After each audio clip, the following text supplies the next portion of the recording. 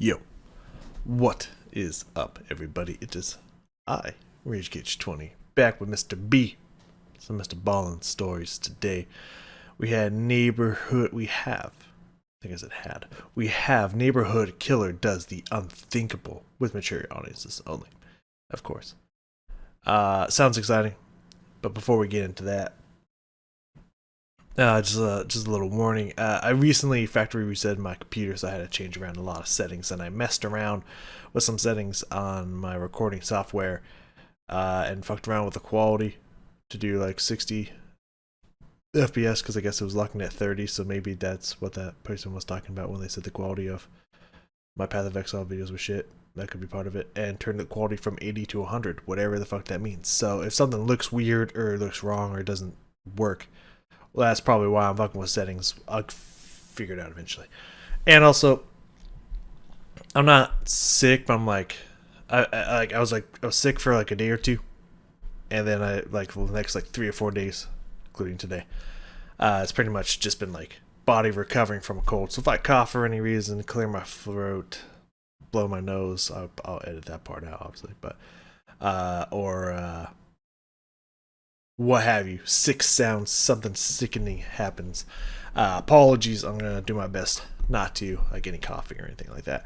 I'll try my best, but like no promises. So sometimes you get sick and you still gotta make videos. It is what it is. But I give myself some time off, and hopefully everything holds up. So back to the video. The only thing I could think of that a neighborhood killer that would be able to do that is unthinkable would be to save someone's life.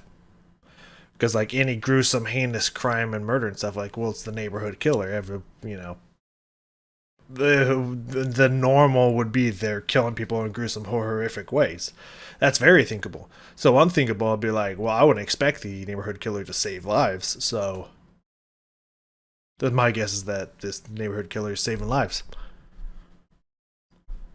Starts an animal shelter and is a good Samaritan of the neighborhood. I wouldn't see that one coming. Calling it right now. Anyways, that's where Mr. B comes into play. Bring it on down, Mr. B. Tell me what this neighborhood killer does that's unthinkable. Also, I think Mr. B switched not only the title of this one, but also the thumbnail. I just find it kind of weird.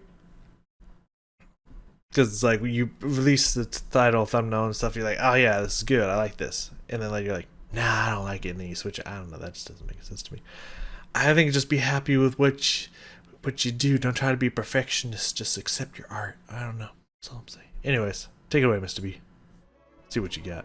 We will stick around to the end. I'm interested in this announcement. I'm sure it's merch stuff, but I'm Our interested. stories typically have really big plot twists at the end, and today's story is no different. However, the plot twist today is so unexpected, so abrupt, so shocking, so horrifying that I thought it would be interesting if you all tried to guess the ending as you're watching it, and you put your guesses in the comments section, and then we'll see if anybody comes even remotely close to what the ending actually is. I gotta be honest, I don't think anybody is gonna guess this one. But before we get into that story, if you're a fan of the strange, dark, and mysterious delivered in story format, then you've come to the right place, because that's all we do, and we upload once a week. So, if that's of interest to you, please change the 4th song on the like button's sleep playlist to the loudest heavy metal death music you can possibly find. Also, please subscribe to our channel and turn on all notifications so you don't miss any of our weekly uploads. Okay, let's get into today's story.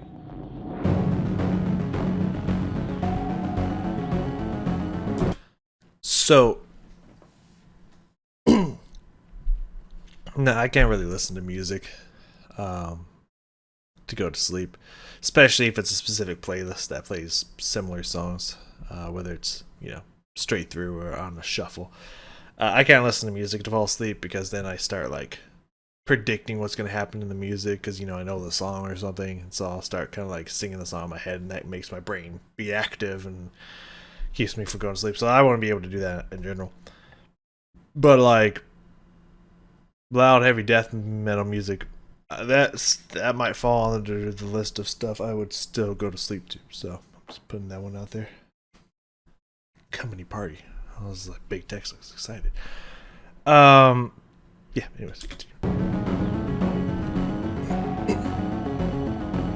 curse. The curse of niceness. I'm still calling it. In the late It's gonna summer happen. of 1930, Raphael Pansardi and his wife Leonarda Cianciulli moved with their 4 young kids to a little town in northern Italy called Correggio.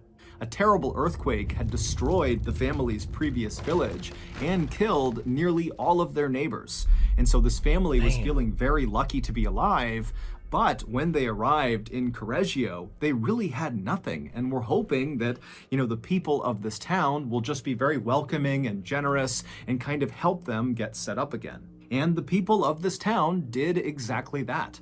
Correggio was this beautiful place inside of a fertile valley where people lived in these cottages surrounded by rice fields and mulberry trees. And the people who lived there were very tight-knit and looked after each other and cooked for each other and had parties together. I mean, this was a real community. And so when Raphael and Leonarda arrived, the townspeople I'm sorry. Leonarda. It is great. Like, obviously, Leonardo is a very famous Italian name. So someone doing like, okay, well, we had a daughter. Let's do the female version, Leonarda. That's very humorous. Every time he says the name, I feel like it's going to say, oh, and it doesn't. And it's a mind fuck. immediately found them this cute little cottage by a stream with a whitewashed front door and a beautiful stone hearth for cooking, and there was an attached storefront on this cottage that they were giving them. And then on top of that, once the family had moved in, the family's new neighbors helped get Raphael a job, and they also helped Leonarda set up the attached storefront that was part of their cottage so she could sell her homemade soap bars out of this shop. And so very quickly, the family just For a second, I thought that was cheese. I don't know if it's because it's Italy, but I thought that was cheese for a second. I was like, ew. completely fell in love with Correggio, especially 36-year-old Leonarda. Losing her home and her previous neighbors in that terrible earthquake had been a tragedy on epic scale, but it was far from the first tragedy that Leonarda had been forced to live through. Leonarda had been born into poverty. Her mother had actually come from a very wealthy family, but they had cut Leonarda's mom off when she became pregnant with Leonarda. And so when Leonarda's mom gave birth to her, she blamed Leonarda for their poverty and all of their problems, and so beat her relentlessly. And then on top of that, Leonarda's father died when she was very young, and so she was stuck at home being abused constantly by her mother. When Leonarda was 21, she met Raphael and fell in love with him, and he was a very kind and gentle man. He really made a very strong first impression on anyone who met him.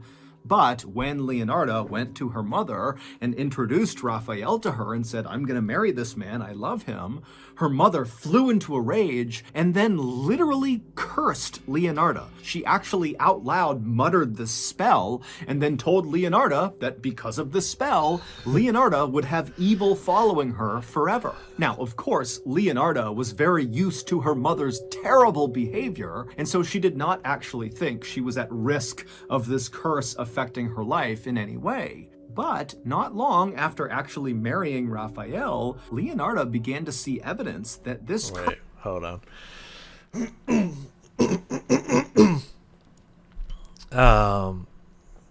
I did not put that one together. Leonarda and Raphael, do they have a son named Donatello? Like, what is? I mean, yeah, I'm sure these are very famous, popular names because of those Renaissance artists and whatnot. But like, like, would that be called irony? Is that just one huge coincidence? I don't know, but it's very fascinating, and I did not pick that up when he said his name originally.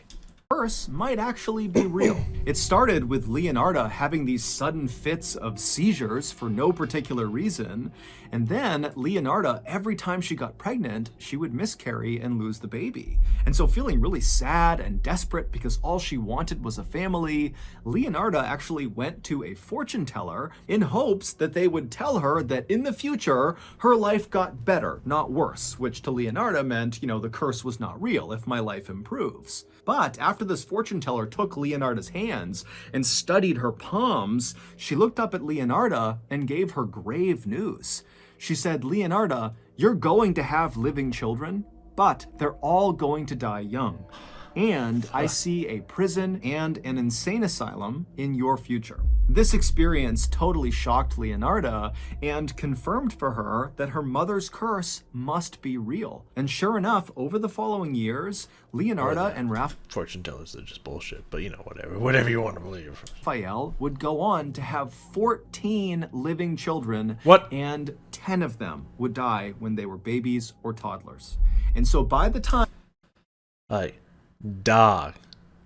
Like, I don't want to get graphic or anything, but like you've heard of Octomom. Like, I cannot imagine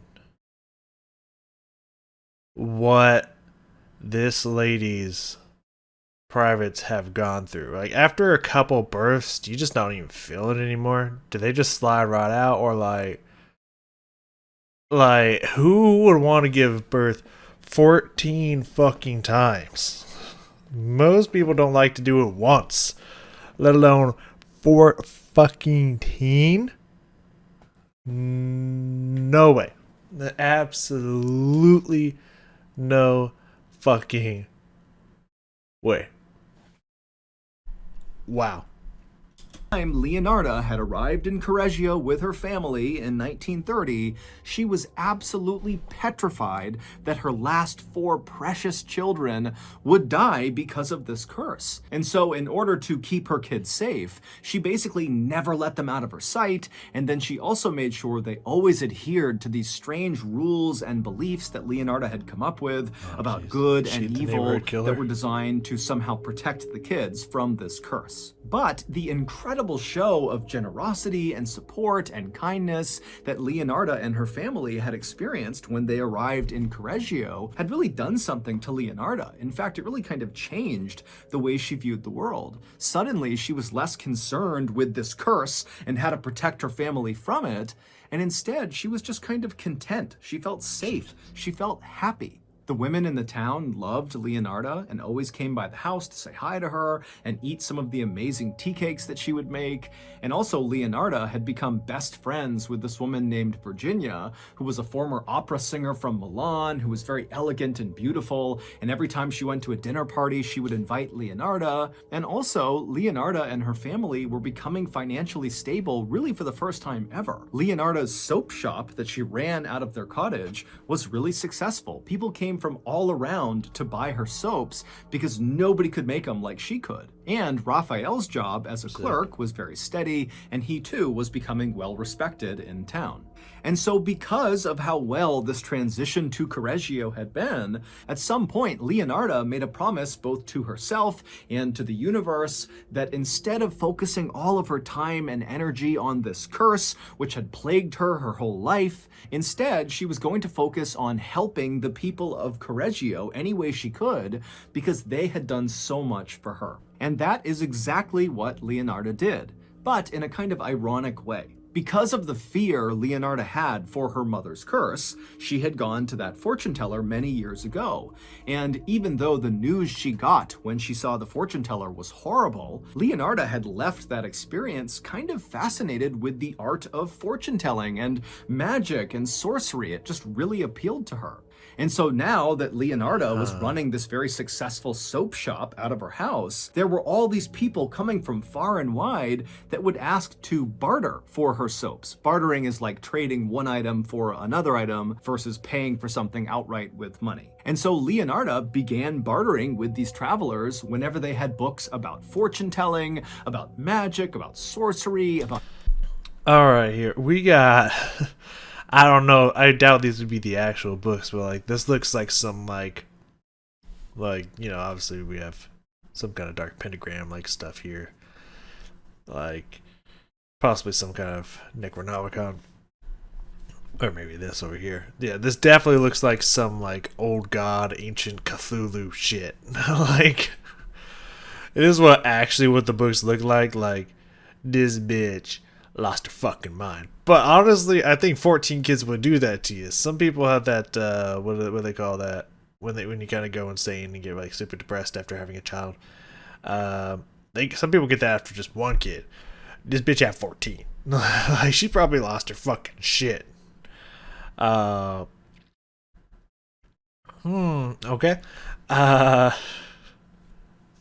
Yeah, didn't see that twist coming. I still think she's the killer, if I can be completely honest with you.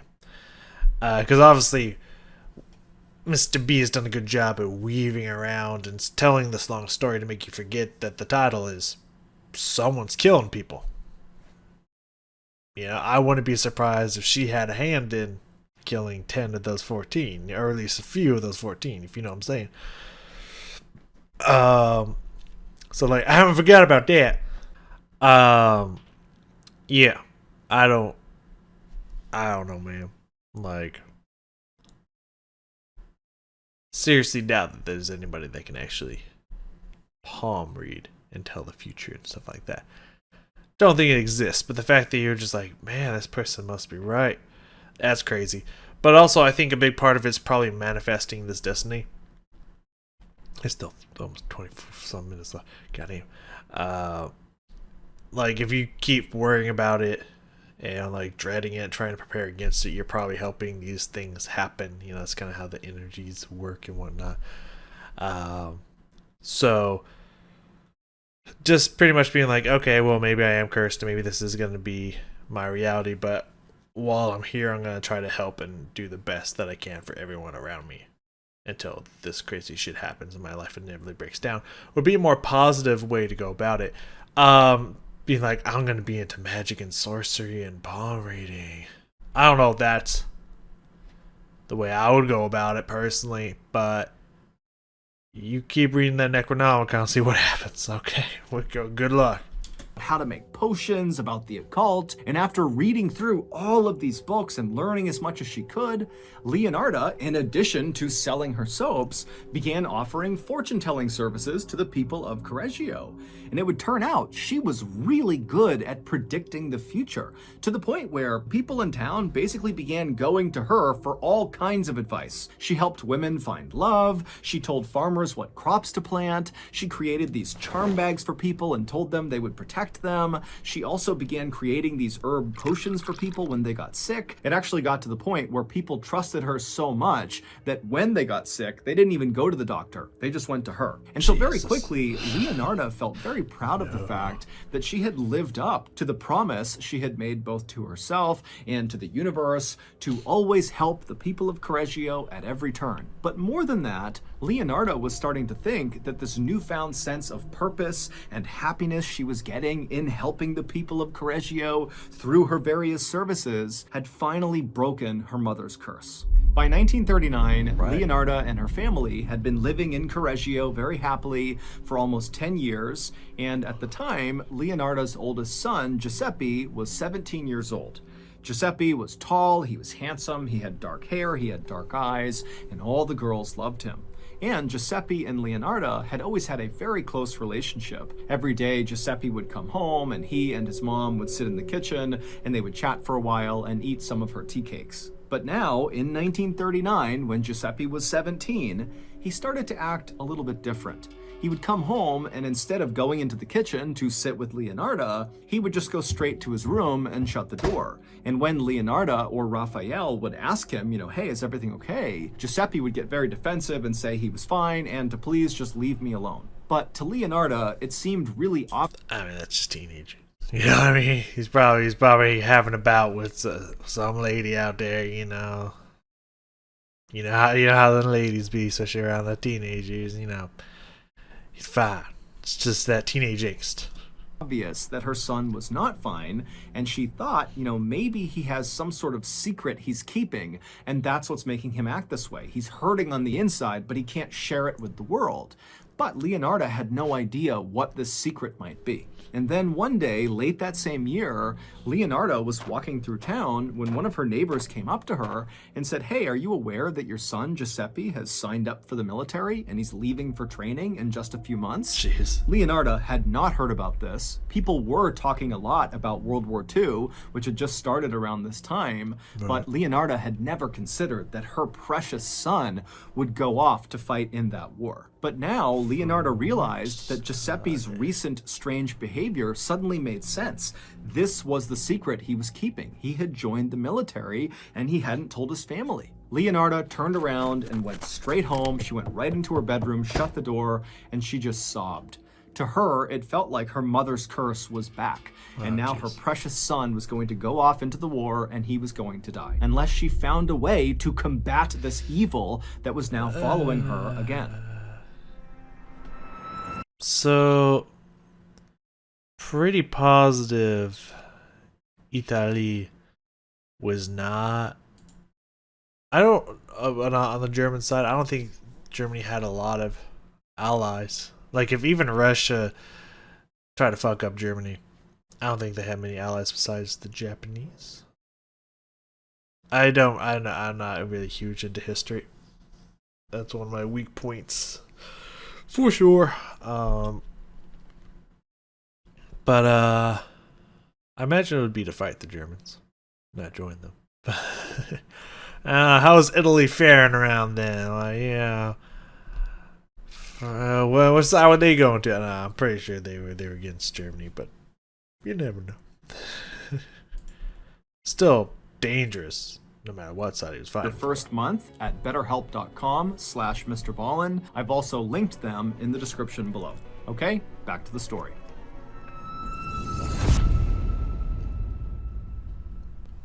For the next several days, Leonarda did not open up her soap shop. She didn't come downstairs. She just stayed locked in her bedroom and read through all of her books about magic and sorcery and the occult, looking for some sort of solution for how to fight this curse.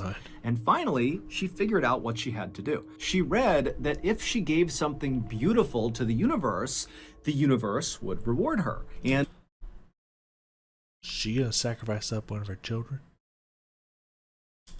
And in Leonarda's mind, that reward would be sparing her son. And so Leonarda decided that the most beautiful thing she could offer the universe would be to help the people of Correggio, which she was already doing, but in her mind, she thought she could really ramp up her efforts and really try to change people's lives. And she thought if she could do that, the universe was sure to notice and it would save her son's life. Leonarda decided that the first person she would really go above and beyond to help inside of Correggio was a woman named Faustina. Faustina, who was in her 70s, was desperate to get married, but to many people in town, including Leonarda, she seemed kind of beyond help. She was totally antisocial, she was awkward, and just kind of given her age, it seemed like marriage was just not in the cards for her. But this is where Leonarda thought she could step in and change everything for Faustina. She would find her a husband. So Leonarda reached out to Faustina and told her about a friend of hers, a man who lived in a city to the north, who was also alone in his old age and who was likely looking for marriage, and she could set them up if Faustina was interested. And so Faustina was immediately interested and wanted to meet this guy, but Leonarda did tell her that, this guy, the reason he's not married is he's kind of difficult to be around. He's kind of a jerk, but he's got a wonderful heart. He means well. I think he'd be a great fit for you. And so again, Faustina's like, great, I want to meet him. I want to marry him. I'm ready. And then finally, the day came when Faustina actually went to this other town and met this guy in person, and they fell in love. And Faustina just moved right in with him. And before long, she was sending happy postcards back to Correggio, telling everyone about how happy she was and how thankful she was for Leonarda's help in setting them up. And so Leonarda was obviously thrilled, not only for her friend's happiness, but also it really felt like she had checked the box in terms of really going above and beyond to help someone in Correggio in an effort to get the universe to spare her son. But her son was still a couple months away from leaving for training, and Leonarda, she's very superstitious, and she's thinking, okay, I don't know if that was enough to get the universe to save my son. And so I need to find somebody else I can help. So, in September of 1940, Leonarda began her next good deed project with another woman in town. She was a widow in her 50s named Francesca. She had worked as a teacher, but when her husband got sick, she quit her job, and then when her husband ultimately died, she was left with nothing. So, Leonarda reached out to Francesca and told her that she, Leonarda, would be willing to reach out to her own mother's rich family to see if maybe they had a job they could finesse for Francesca. Now, of course, Leonarda was not excited about talking to her mother's family, who had disowned her mother and had shown no interest in Leonarda, but Leonarda wanted to do this for Francesca and for the sake of her son and getting the universe to notice what she was doing. And so sure enough, Leonarda would reach out to her mother's family, and they were remarkably open to the idea, and they got a job for Francesca in Switzerland. And so eventually, Francesca jetted off to Switzerland, and then a couple of days later, she was sending postcards back to Correggio saying how happy she was and how thankful she was for Leonarda's help. And so again, Leonarda was so happy about this outcome, both because she cared about Francesca and also because this was yet another kind of check in the box of her good deeds that the universe was going to notice that in turn would save her son. But again... See, but the problem here is... yeah, good deeds and all that. Sure. But like... good deeds done for selfish reasons, are they truly good deeds? You know what I mean? Like, yeah, you're doing this amazing stuff for people, sure. But at the same time, like, excuse me, if you're doing it, like, if you're doing it purely not out of just the kindness of your heart, just because you want to do good, but because you have ulterior motives that are self-centered, is the universe really going to give you back that positive energy? You know, that's all I'm saying. You know, I don't think so. I don't think that's how this is going to work. But also, I'm trying to guess out the twist here. If she's not the killer, is it her son's not actually going to war? He's actually killing people, and that's the whole twist of the whole thing. Like, she's doing all this good, but in the end, didn't really matter. Maybe the unthinkable is that he kills his mother, because like it would be unthinkable for the neighborhood, because the neighborhood's just like, who could kill such a wonderful human being, you know what I mean, and her own son? Like, that's unthinkable. Like, that could easily be it. Or she loses her son, ends up going crazy and just starts murdering everybody. Yeah, this could go many different directions here. Who knows? Oh, it's not F9 anymore, huh? Okay. So, let's keep going. Let's find out what happens here. After Francesca didn't need any more help, Leonarda found herself looking at her son, who was getting closer and closer to leaving for training, and she would think to herself, have I done enough to protect him? Have I really stopped this curse from killing him after he leaves? And Leonarda eventually decided that no, she had not done enough. She needed to do at least one more really big good deed for someone in this town. And who better to help than her best friend, Virginia, the former opera singer? Leonarda knew from all her talks with Virginia that Virginia really missed living in the big city and going to the opera house. And so Leonarda reached out to Virginia and said, you know what, I can reach out to my mother's rich family and maybe they can find a job for you in a big city if you're interested. And so Virginia was like, wow, yes, I would love that. That's an amazing opportunity.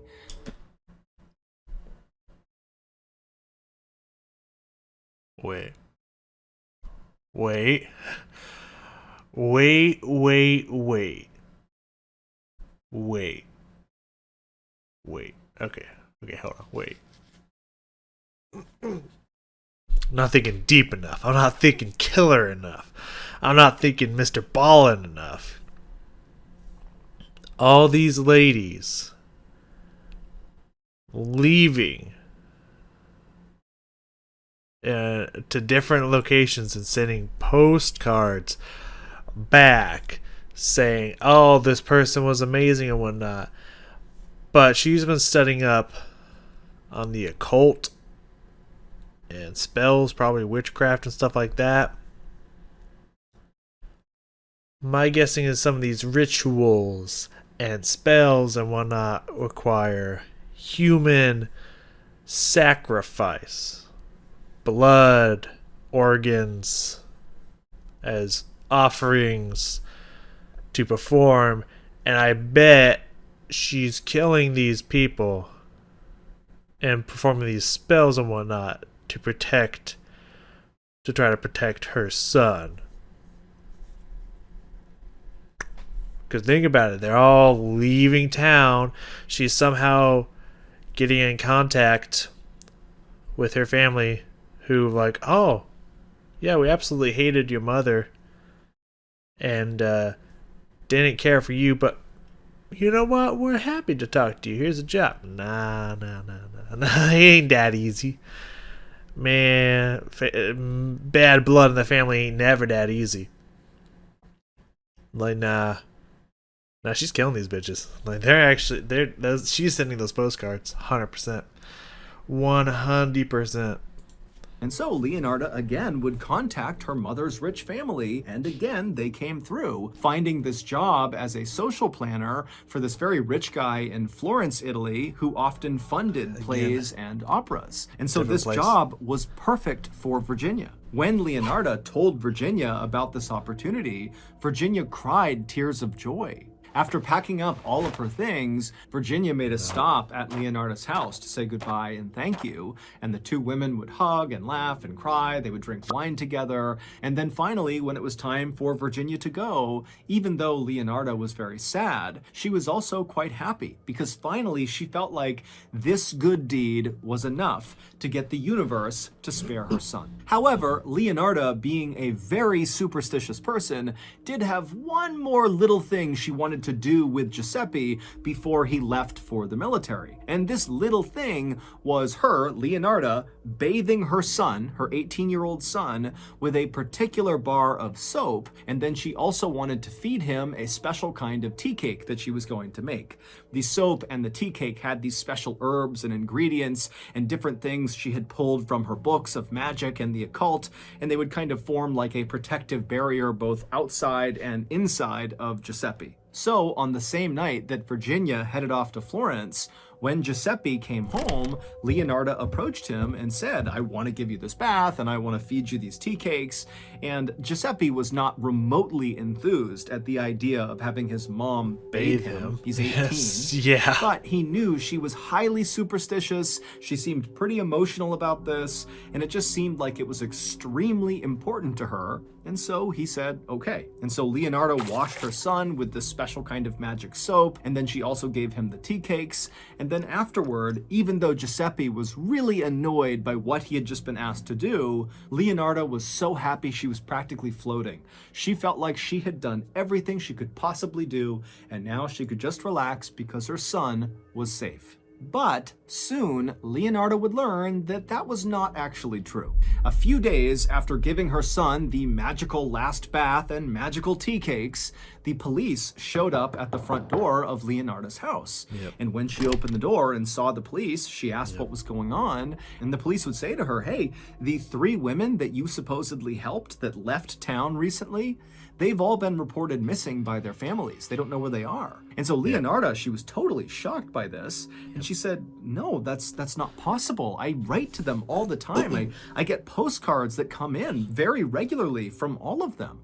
And then Leonarda went and got the postcards and showed the police, like, look, I'm talking to them. How could they possibly be missing? And so the police, they would look at these letters and they would agree with Leonarda that it is pretty strange that she'd be getting these very authentic seeming letters from these women if these women were also missing. And so eventually the police would leave and they would tell Leonarda that they would be in touch if they needed anything. And then over the next couple of days, Leonarda was very concerned about these 3 women, but she received numerous postcards from these women over those several days, and all of these postcards were totally normal seeming. And so Leonarda was fairly confident that whatever was going on with the police had to have been a mix-up, and she wouldn't be hearing from them again. But a couple of weeks later, the police did come back to Leonardo's house, except this time they didn't knock, they just barged right in. After the police had spoken with Leonardo that first time, they did some digging on these letters that she was receiving, and they managed to trace them all back to their start point. And it turned out all of these letters from all three of these women were originating from one place. It was this little town to the north of Correggio. And when police went to this little town, they discovered that these letters that were starting in this little town were all being mailed by the same person. And they got a physical description of this person who apparently was pretending to be these three women. And the description was of a tall, handsome young man with dark hair and dark eyes. It was Giuseppe. After the police barged into... Oh, shit, bro. So... if it is him, which I thought was her, I was really josing in and thinking it was her. Yeah, I mean, I did call this earlier. I did definitely hard zoning in the other direction, but I did call this as a possibility that he was killing people, and then the unthinkable would be that he kills his mother. Maybe he doesn't kill his mother, but like, yep. Leonardo's house. They went straight to Giuseppe's room where they accused him of murdering those three women, and then they hauled him out of the house and brought him to the station to question him about where he dumped the bodies. When the last police officer left Leonardo's house, Leonardo walked outside and just stood there wondering what she was going to do. It was like she had done everything in her power to protect her son from this curse, but somehow this curse she knew had done this to her son. And so now... Yeah, it's gotta be. Yeah, you're dead. Hey, the prison. Hey, the palm reader was right. Her son going to prison, and she probably going to an insane asylum. God, you know what? Maybe there is something palm reading. You know what? Who knows? Now she knew there was only one thing she could do. Without saying anything to her husband, she went inside, she got her things, and she began making her way to the police station. At this point in her life, Leonarda looked much older than her actual age of 46. She had very gray hair, her face was... Yeah, I would say 60, 70. Easy. Yeah, definitely. Very wrinkled, and she was stooped over, and she was always carrying these charm bags and magical potions and little stick figures that she claimed protected her family. And so her overall appearance when... I mean, it's probably this psychotic behavior that she has that made her son go fucking crazy. You know, like being this protective and overshadowing of your kids and stuff can probably drive them crazy to do shit like this. She wandered into the police station was that of a very frail old woman who was also very strange. And so Leonarda hobbled her way up to the front desk, and in a trembling voice, she asked the attendant if she could speak to the detective who was working on her son's case. And then a moment later, she was led into an interview room where she was told to wait.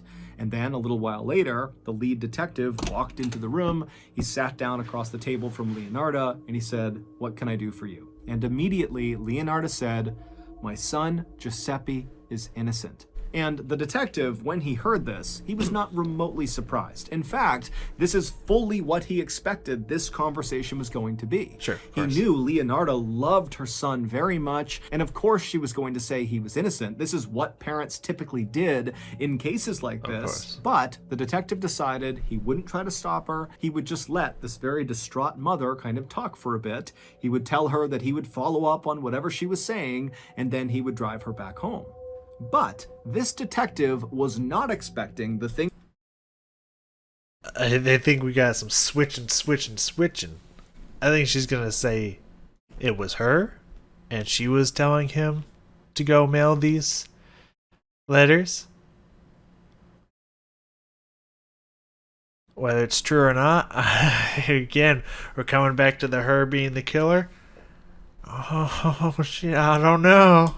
It's exciting. That would come out of Leonarda's mouth over the next couple of hours. In fact, her story about why Giuseppe was innocent was so shocking and so bizarre that the detective outright said, "I don't believe you. I don't believe this. This can't be true." And then other officers were called in to listen to her story to see if they believed it. And they too said, "This doesn't seem real."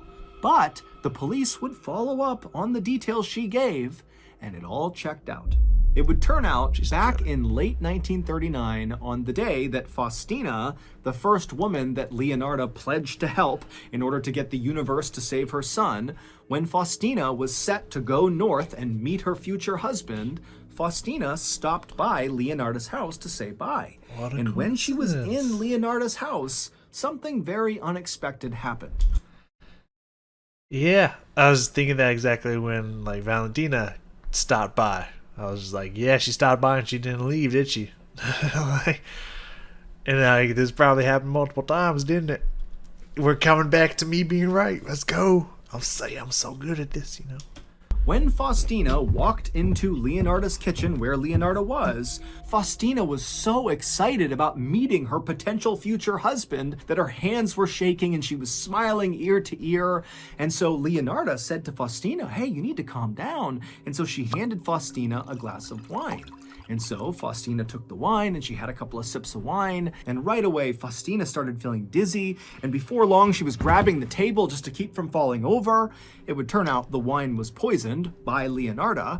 And so Faustina, she's kind of looking up at Leonardo. And Leonardo is looking down at her. And she's got an axe in one of her hands. Yep. And she says to Faustina, I'm so sorry. And then she winds up and she strikes Faustina in the chest with the axe and lodges it in her chest. And so she lets go of it, expecting Faustina to die. She doesn't. Faustina's just Yeah, standing you didn't there go for with the an axe head. in her chest. And so Leonardo Have we learned nothing from the Avengers? You gotta go for the head. Anyways. grabbed the handle of the axe, she pulled it out of her chest, and then began wailing on her head over There you and go. over and over again until Faustina did fall to the ground dead. Then Leonardo lit a fire under her big metal pot on the stove, and then she cut Faustina's body into 9 pieces. She drained the blood out of the body into a bucket, and then she chucked those 9 pieces into the pot on the stove and began to mix them with caustic soda, which is a powerful dissolving agent that's used to make soap. And then she boiled the ingredients, her body part. She making human soap? Is she making human soap? Human body parts mixed in with soap? Ew. And this caustic The soda cult, man. for Don't hours. fuck with it. Faustina's body slowly turned into this horrible black mush inside of this pot, and Leonardo was watching this the whole time, and she just had a look of total disappointment as this was happening. And then at some point, she just took the pot off the stove and dumped the ingredients, Faustina's body, down the septic tank, and then Leonardo waited for Faustina's blood that she had dumped out to coagulate, which means it became semi-solid, and then she heated it up in the oven and then ground it into flour. And she would use that flour to make tea cakes, which she fed to her friends the next day, as well as her son, Giuseppe. Leonardo also asked her son to mail some letters for her from the little town to the north where Faustina had supposedly gone. These letters, of course, were written by Leonardo, pretending to be Faustina to give the impression that she was still alive and well. And Giuseppe, when he was told to go mail these letters, didn't think anything of it. He was used to doing errands for his mom. Sure. Even though Leonardo basically got away with killing Faustina, her plan for Faustina had not really gone the way Leonardo had hoped. When she boiled Faustina's chopped up body parts and this caustic soda, they didn't really mix the way she wanted them to. Leonardo was convinced that the reason for this is because Faustina was too skinny, and so there wasn't enough fat on her body for the mix to be perfect. So Leonardo had come up with another elaborate story, this time for another woman, Francesca, about that job in Switzerland she got through her mother's rich family. Of course, none of that was true, and when Francesca came Of course. Like, there's no way she just made up like that with her family that doesn't give a fuck about her. Like, come on, man. It took me, was that 28? So like, it took me about 29 minutes. It was like, what, 17 minutes in, like halfway through the story to figure it out. I mean, sure, it wasn't instantaneous, but I did suggest earlier that either her or her son was the killer. But I mean, I felt like that one, if you've watched enough, Mr. B was pretty obvious. Like, it tried to red herring it to like the dude that was gonna be marrying her was like a dick and whatnot.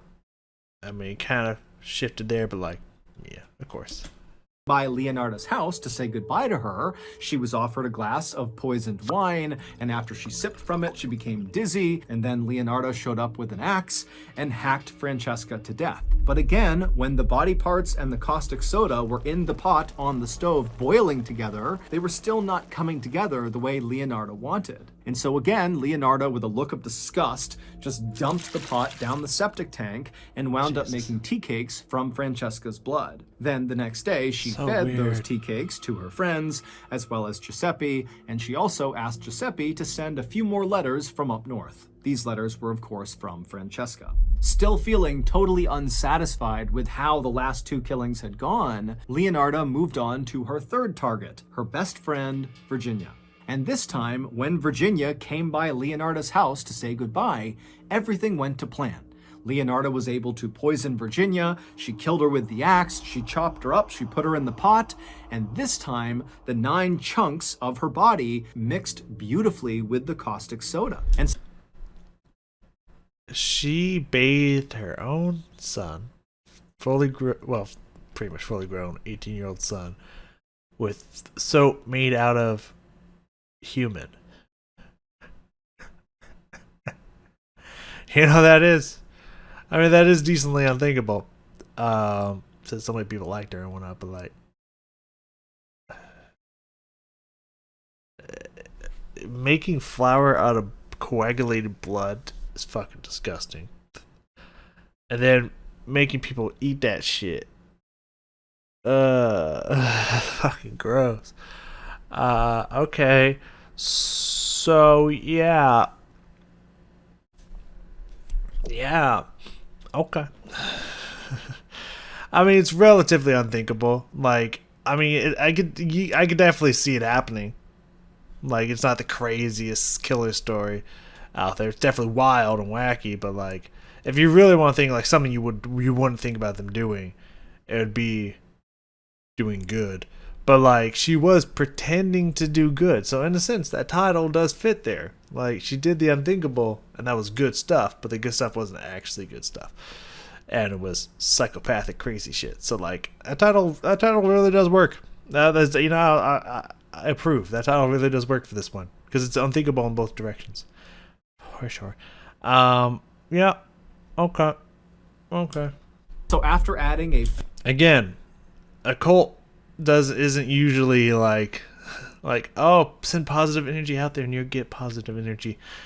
That's not usually, I mean, from everything you see in movie and TV and games and stuff, who knows if that's accurate or not, but a cult doesn't really seem that happy. It's usually like dark ritualistic sacrifice shit. So like, if she's studying the occult and whatnot, yeah, this kind of stuff is what you're gonna get. few fine perfumes into the pot, Leonardo was finally able to create the thing that she had not been able to create with the other two women's bodies. And that was a beautiful, rich, creamy bar of soap. She also, again, made tea cakes from Virginia's blood. That night, when Giuseppe came home, Leonardo demanded that she be allowed to bathe him with her magic soap, i.e. the soap made from Virginia's body. And so she did that. She scrubbed him with Virginia's body soap. And then while she was doing that, This poor man. 18 years old. Can you imagine being 18 and your mother is bathing your naked body? And you just gotta kind of put up with it because you just know how your mom is? That's psychologically scarring in so many ways. This poor dude went through the ringer of insanity with his mother. Poor man. fed him the tea cakes that were made from Virginia's blood. I mean, it would turn out first blood Leonardo cake, did in fact believe that in order to save her son from this curse, she would need to give something beautiful to the universe. And at first, she really had believed that the way to do that was by helping the people of Correggio above and beyond anything she had ever done before. But at some point during her interactions with Faustina, the first woman, Leonardo had decided that, you know what, that wasn't enough. She really needed to make sure that her son was going to be safe. And so the only way really that Leonardo could guarantee her son would be safe would be if she actually took a life and gave that back to the universe. That would save her son. The reason Leonarda wound up taking 3 lives and not just 1 life is because she also decided that as an extra protective measure, she wanted to make sure that she actually bathed her son, literally, in the body parts and kind of essence of the life she had taken. And so that's where the idea of the soap came in. However, the first 2 women, their body parts didn't mix right, and so she couldn't turn them into soap. But then Virginia came along, and her body did mix with the caustic soda, and so Leonarda was able to make her soap. She was able to bathe her son with Virginia's body and feed him Virginia's blood. And so in Leonarda's mind, she had done everything she could to protect her son at that point. Leonarda would ultimately be sentenced to 30 years in prison, as well as 3 years in an insane asylum, just as the fortune teller had that fortune teller was right. predicted. Leonarda died in 1970 when she was 76 years old. As for her family, they fled Correggio, and 3 of her children... Yeah, you can't live there anymore. Not after when your mom gets sentenced for murdering a bunch of people inside the village. You can't live there no more. You gotta get out. Changed their names and vanished. And her prized son, Giuseppe, who she had killed to protect, had gone on to join the military, and he would go to war, and he either was killed in combat or simply changed his name and vanished as well. I mean, honestly, I would. So that's gonna do it. If you got something out... Could you imagine if she did all that and homie still died in combat? I mean, I honestly could. Because what about that would actually protect somebody spiritually? Especially in the horrors of warfare. Like, I don't think there's any layer of protection you could have besides some, if deities do exist, some extra planar level of divine intervention. Like, nothing, no spiritual stuff on this plane, in my opinion, is going to be able to protect someone from a bullet to the head, you know what I mean? Like, it's just like, oh, they pushed him out of the way and it went right past him. Like, yeah, that's some divine intervention right there. That ain't no, well, I guess spiritual and divine kind of people believe go hand in hand. Anyways, yeah. Took me about 17 minutes into the story, about 28, 29 minutes into the recording for me to be like, wait, I've watched enough Mr. B. They all moved out of town and are sending letters. No, they're dead. Like, it's her who's sending the letters to herself to make her look innocent. Like, yeah, no, not at all.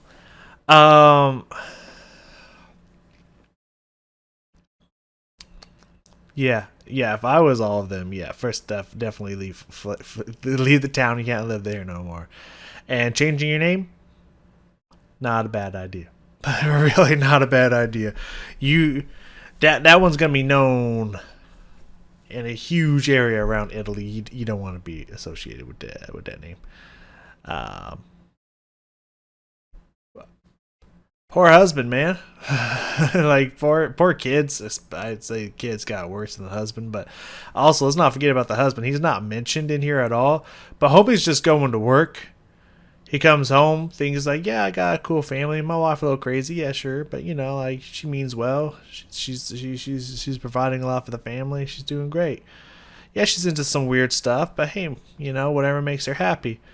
The next thing you know, she's killing not half the neighborhood, but killing a bunch of neighbors and like feeding their bodies to you and bathing your son in the body soap mixture. It's just like, I married that, you know, like, poor dude, poor whole family, but poor dude, man.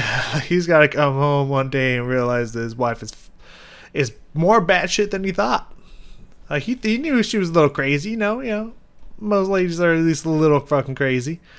But then he's got to find out, like, oh, she was hiding a whole extra level of crazy below the surface. Like, Damn. That's not a fun day to come home to. Yeah. Great story.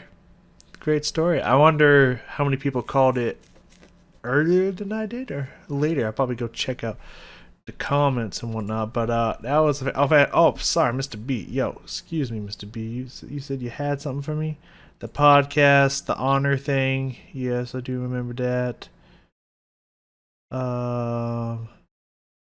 Right, Valentine's Day. I remember they were saying something about that. Actually want to do the most. And so today I'm going to live up to what I always tell my kid to do, because today I'm announcing my first ever live storytelling show. Doing a live event has always been so interesting to me, but it's actually just kind of terrified me, and so I gotta do it. It's going to be a digital live experience on February 16th, so roughly 2 weeks from now, and because it's so close to Valentine's Day, we decided to call this show the Ballentine's Day Show. And this...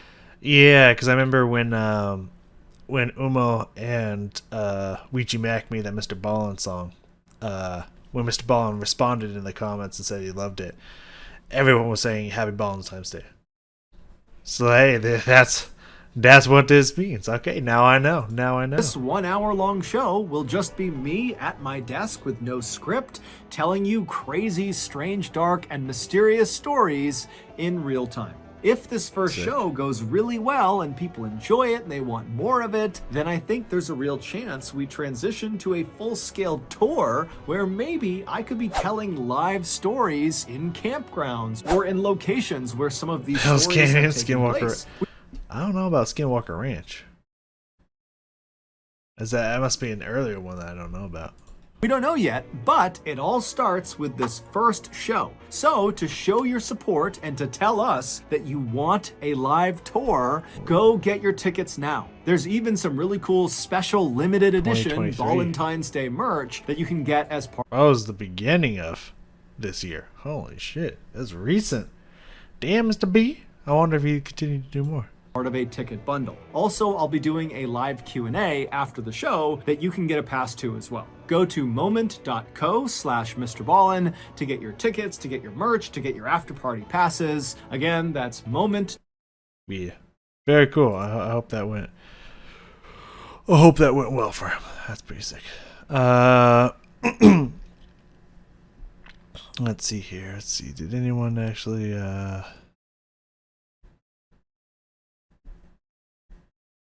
Kind of for the moment you said her mom blamed her. The prophecy of the fortune teller became a self-fulfilling prophecy. Okay, so some people got it earlier than I did, sure.